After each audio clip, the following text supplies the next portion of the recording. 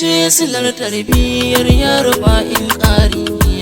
Mama ce ta goya ka tun kana ɗan jariri. Mama ce kake mata tumbuɗi ka na kai fisari.